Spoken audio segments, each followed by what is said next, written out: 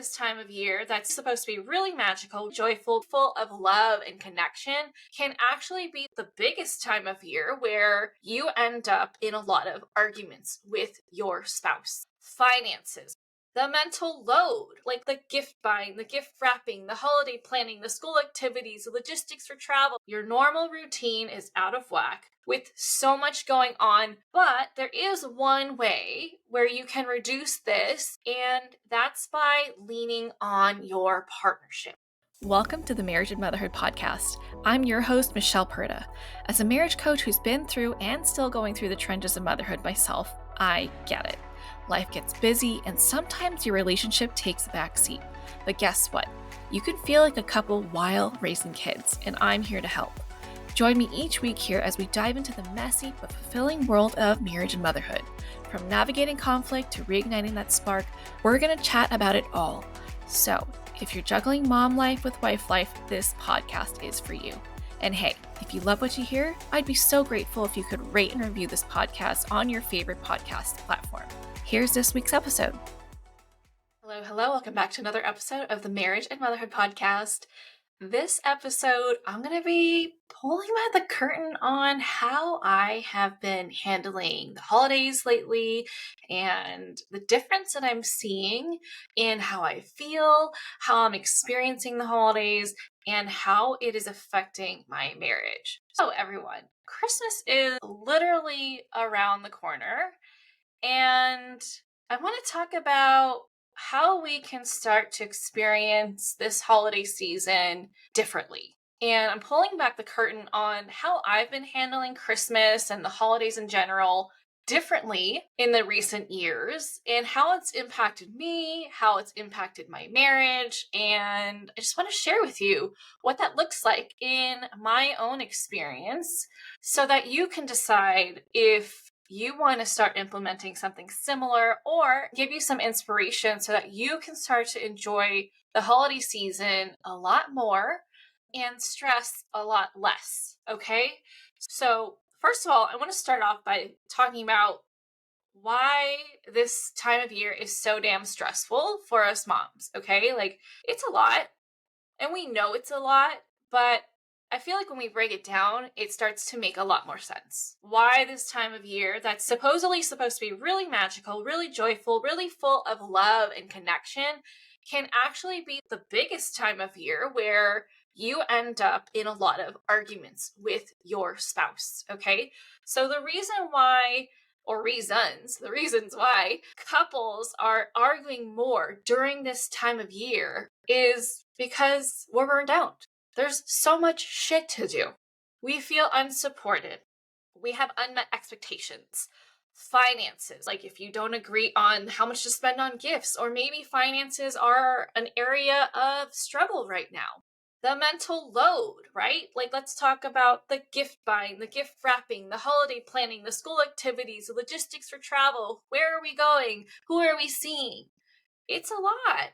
And splitting the holidays, that's a huge thing too. Do we go to your parents or do we go to mine? How do we decide? And also having the kids at home during winter break. Who's going to watch them? What are we going to do with them? It's just all out of whack. Your normal routine is out of whack. Your normal schedule, the things that you normally have alone time to do, becomes at risk, okay? So those are probably the most popular reasons why couples tend to fight more during this time of year. With so much going on, of course, things are going to be way more stressful than other times of the year. But there is one way where you can reduce this, and that's by leaning on your partnership, okay? Now, traditionally, women have assumed the role of magic maker. Now, whether it's because your mom did all these things, society's pushing it on you, whatever it is, probably all of the above, if I'm being honest with myself. I know I did this, and I'm still trying to figure out different ways to unlearn this. In past years, I remember feeling really, really stressed out during this time of year. I was so stressed out, and it became so normal that I was just accepting that things are the way they are. This time of year is just hard. That's what I believed, right? And sometimes it really takes not experiencing things the same way for you to realize how differently you can actually experience the holidays. So I have an example. Okay, this is actually a really recent one. So my teenager has been tasked to do the dishes lately, right? It's part of, let's just say, a consequence of teenage choices. And so he's been in charge of dishes. Normally, that's something that I do. Okay. And so with him doing that, now after I put whichever child I'm putting down that night, I have nothing to do. And at first was like, what do I do with myself? This is weird. Normally I'd be doing dishes, but this is kind of nice. So I had that like moment of adjusting to the difference. And now I have this free time and I'm like, ooh, I can go do whatever I want. I can get ready for bed. I can do some work if I wanted because I love what I do, right? Or I can read a book. I can lay in bed. I can watch a show. I can hang out with my husband earlier, right? And I had no idea how awesome it was to have this sense of freedom because I was so used to having dishes as part of my routine, right? Like, okay, the kids are down. Now it's this. My night is not over until that is done. Okay. And the reason why I'm sharing this story is because the way we feel around the holidays is related to that.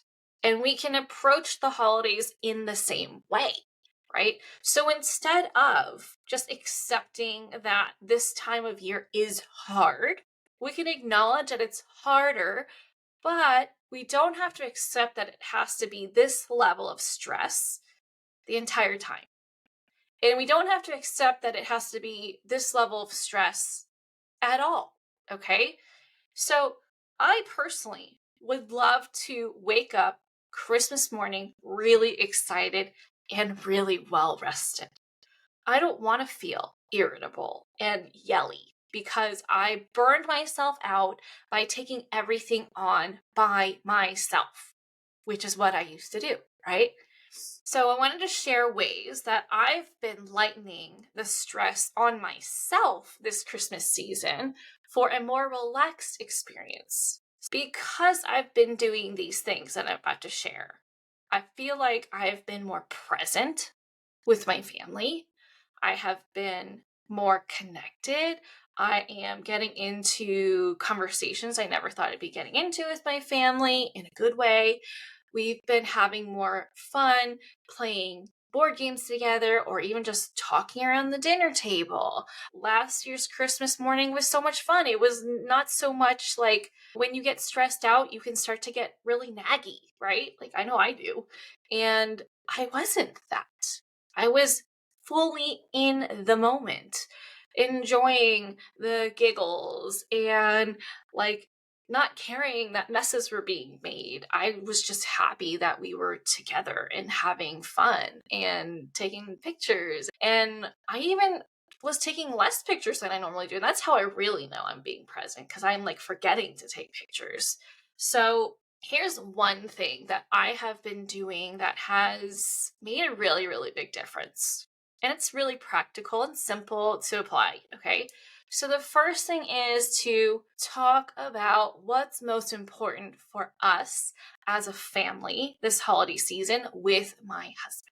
Setting the intention is so helpful in all situations, but in this situation, it's helpful because it helps us set boundaries for ourselves. Because when we say out loud our intention, like, hey, this holiday season, I want to feel more joyful.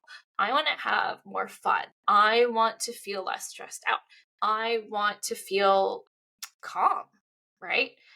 And when we do that, when we set these intentions, we automatically start focusing on making sure that the decisions that we're making, what we're signing up for, what we're committing to doing is lined up with that. So that's a great way to set boundaries for yourself, because then we're making that intention become a reality and we're communicating it with our partner so that they can help make that a reality as well. We are working together. And then, of course, they're going to share how they want to feel too. And so then you are proactively navigating the holidays rather than what I have been doing in the past, which is very much reactive. Just kind of like do, hope for the best, and then feel regretful that I ended up getting really stressed out and yelling at someone because I got upset over something. So, questions that you can ask each other are, how do you each want to feel this time of year? How do you want to feel on your own, like by yourself? How does he want to feel? How do you two want to feel as a couple? And how do you want to feel as a family? This is going to be a really great North Star for you guys to decide, okay, this is what's most important for us to feel this way. How can we create this? What do we need to do? What do we need to not do? What needs to be our focus? How can we do things differently to accomplish this? Because that's what it really comes down to, is feeling how you want to feel. And if you're splitting the holidays between families, then talking about how you're going to decide where you're going, how long you're going to stay if you have to travel, and then coming up with a united message for each of your families so that you can deliver the news on who's going where, for how long, and how you're going to handle potentially hurt feelings, because maybe you're not going to visit one family on Christmas Day, but you're going to go there Christmas Eve or the day after Christmas or a few days after Christmas, right? Anything that you can do proactively as a couple and create a united message on how to navigate that is going to be so, so helpful for you two as a family, as a couple, as a team. And when we know how we're going to respond, that helps us feel more confident about having those tough conversations. Okay. Hopefully it's not tough for you, but I know for some people it can be. So any preparation that you could do on how to handle topics that you know that are going to come up that could be potentially upsetting is also very helpful. Maybe messages that you can just remember on how to shut a conversation down, change the subject, or just say you're not comfortable talking about that, or an exit strategy, right? Maybe you're gonna like put your hand around your ear, and that's gonna be like the bat signal for your husband to come save you, right? Like there are tons of ways that you two can incorporate more partnership into this time of year where there's just a lot more outside influence on your marriage that can create a lot of challenges. Okay. If you're traveling, work together to handle logistics and planning. Okay. I don't know about you, but like historically, I have been the type of person who's like, okay, I got everything. I'll look up the flights and I'll do the packing and it. No. Okay. If this is not something you enjoy, and it creates a lot of stress on you, and you're going to end up giving your partner the side eye because you're like, what the hell are you doing? I'm doing everything. Give yourself permission to share this task. Okay.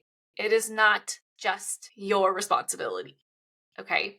On top of that, give yourselves more time.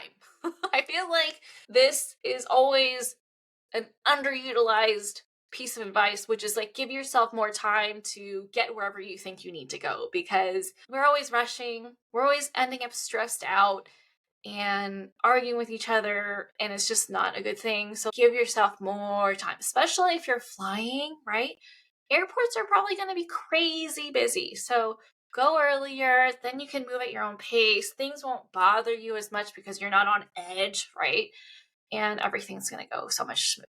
Now, in terms of the magic of the holidays, it's really easy to get carried away this time of year. And yeah, we all want to be the magic maker. It's so awesome seeing their faces light up, being the person who contributed to their joy, right? But what makes things truly magical for our kids and for our family is actually happy parents, us being in good spirits, right? That's what's going to help us enjoy the holiday better. Not doing all the things, being super burned out, and then the next day They're excited. They're potentially amped up on sugar, not making the best of decisions because they're so excited and hyper and high energy. And you're like, oh my God, stop, don't touch that. What are you doing? Get off the couch, like whatever it is, right? We can almost be like a machine gun, like it just doesn't stop. It just keeps coming, but like not a good thing, right? So try and be aware of the things that you're committing to and checking in with, do I have the capacity for this? You have probably like the best ideas on how to make this season magical for your kids, but you don't have to do all of them. Okay? If you've got the help and it's cool with you, do it. But if you are feeling stressed out at the thought of actually executing on all your ideas, permission to not do all of them. Permission to have a low-key Christmas. Okay? Do Christmas however it feels best for you. Go back to your intentions that you talked about with your husband and just do that. Okay? What matters most is how you guys feel, not how it looks or how expensive the gift is or how many activities you bring them to. It's about how you each feel. And there are so many different ways that you can create this feeling that you want to feel. And it doesn't have to look like burnout. Okay. So give yourself permission to not do everything. All the things involved with making Christmas happen, nowhere does it say it's mom's job. Okay. I know it feels that way because I've definitely made that assumption so many years in a row. And I'm still finding things where I'm like, oh, that's an assumption that I've just made. And that's definitely not what I want to continue to do, right? Like gift wrapping. I definitely assumed that was my job. This year, my husband and I are doing it together. Okay. We are going to be setting up a movie and we're going to have a gift wrapping party. Because I don't want to do that myself. I actually hate gift wrapping. I hate it. So I'm relieved to know that I've got a partner in this so we can knock it out and get it done twice as fast and just be done with it. Okay. I actually love the gift buying process, not so much the gift wrapping. That's a pain in the ass for me. Anyway, all the things related to Christmas are not mom jobs, okay? They're just things that need to be done. So work together with your partner to figure out who's tackling what so you're not left resenting him and feeling unsupported, okay? Because here's what happens. Just like with household responsibilities, a lot of times we as women make the assumption because we've seen only women do these things. Plus, I feel like the media also just markets towards us. And so we are alerted earlier in the year and it's constantly in our face. You don't have to do it by yourself. You don't have to do responsibilities by yourself. You don't have to do child rearing yourself. You don't have to do the holidays by yourself. Okay. And from your partner's perspective, it can look like you've got everything handled. Okay. When really, you just might be really good at hiding that you're not handling it really well. You're just pressuring yourself to do it all until you reach that point where you just like blow up. Okay. You meet capacity and all of a sudden you just feel overwhelmed and you're getting into arguments with your spouse. You're getting upset by the kids more easily. It's just not very pretty. Okay. And it took me years to realize that I was doing this. So don't automatically assume that anything is your responsibility. Instead, just look at it as something that needs to be done. Not something you need to do, but something that needs to be done. And then have a conversation about it. Okay, here, right? Talk about it. Figure out between you two who's going to do what. Tackle the list so that everything gets done. Involve them. Give them the opportunity to step up as a partner. This is not them helping you. Okay, this is you co-chairing this holiday season as a team, as a couple, as parents. I hear so often women are like asking for more partnership, more support. But what I'm noticing, at least with my clients, is that they're not actually sharing what they want or what they need. And I know I can get this way too. I can get this way where I become hyper independent and do all the things. And then it's too late by the time I notice that I'm actually spreading my negativity amongst my family because I'm so stressed out from doing all the things, right? And so if this is you, this is your signal to change something about it. So permission to not do everything, to not sign up for everything, don't do all the volunteer work, don't decide that all of these tasks are yours to complete. Team up with your partner because that's what you want, right? You want partnership. So be a team. Act as a team would. Say, hey, we got this project. Let's get it handled together. If you want to be a team, then you've got to be a team. Okay? Next is to make time to connect. The best way to balance out the stressful nature of this time of the year and to argue less is to bring in more fun. So work together to each have alone time, to take care of yourselves, and to prioritize time together as a couple, to connect. Whether it's having dates outside of the house, if you have nearby support, or inside the house, the more solid you two feel as a couple, the better you're going to be able to get through this season more resiliently, more connected as a team. So you can find ways to make things special for each other.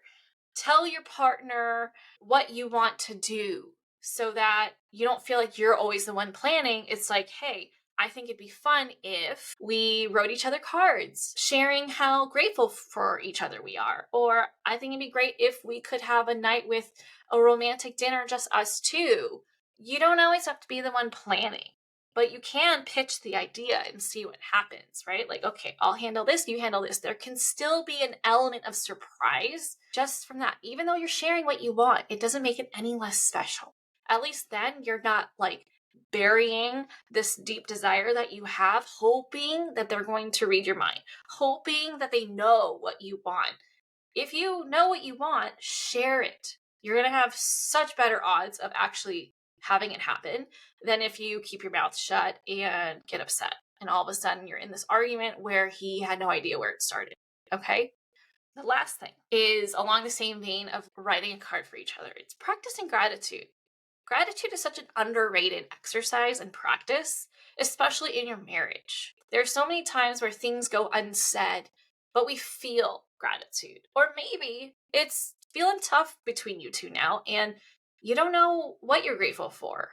It is so helpful, so beneficial for your marriage for you to find things to be grateful for. Even simple things like, oh, thank you for hanging up my towel before I got in the shower. Or thank you for loading the dishwasher. One less thing for you to do, right? Talk to each other about what you're each grateful for. This can go such a long way because it's so nice for you to realize how your partner sees and appreciates you and vice versa, right? We all sometimes need to get reminded of how we are in their eyes. And practicing this level of gratitude is a great way to do that. It can be a sitting where you're like, okay, let's do this as one of our dates. Or it could just be one-offs throughout the day. This season is meant to be a season of connection. And so if that's something that you really want, find ways to create that feeling of connection, the feeling of closeness. You get to enjoy this holiday season just like everyone else does. Doesn't matter that you're the mom. Let's challenge what it looks like to be a good mom, okay? To me, being a good mom means being present, being connected, being available emotionally, having fun with them, caring about them, talking to them. And you notice that nowhere in there is like, do all of the things, right? Like, I'm not even doing Elf the Shelf this year because I just don't want to. I mean, it might make them smile and might add some joy to their lives, but the idea of Elf the Shelf stresses me out. I don't want one more thing to remember to do before I go to bed. So I just decided we're not doing it. And that's okay. My kids are fine. They mentioned it a couple times, but like, is their life worse because I'm not doing it? No, they're fine. There are other ways that I am helping create a magical experience for them. Okay. Well, I hope that this was helpful for you, and let me know what you are going to do as a result of listening to this, okay? How are you going to incorporate partnership into your marriage this holiday season? How do you want to feel this holiday season? And if you have any questions, reach out to me. I'd be happy to support you. Otherwise, have a Merry Christmas, Happy Holidays, whatever you celebrate. And I hope that this one is the best one yet and that the ones to come are going to be even better and better. All right. See you back here next week. Bye. That's it for this episode. If you enjoyed this episode and you'd like to help support the podcast, please subscribe and leave a rating and review. I would so appreciate that. And if you love what I share here, then you're going to love and want to join my free private Facebook community that's also called Marriage and Motherhood. I hope to see and connect with you in there.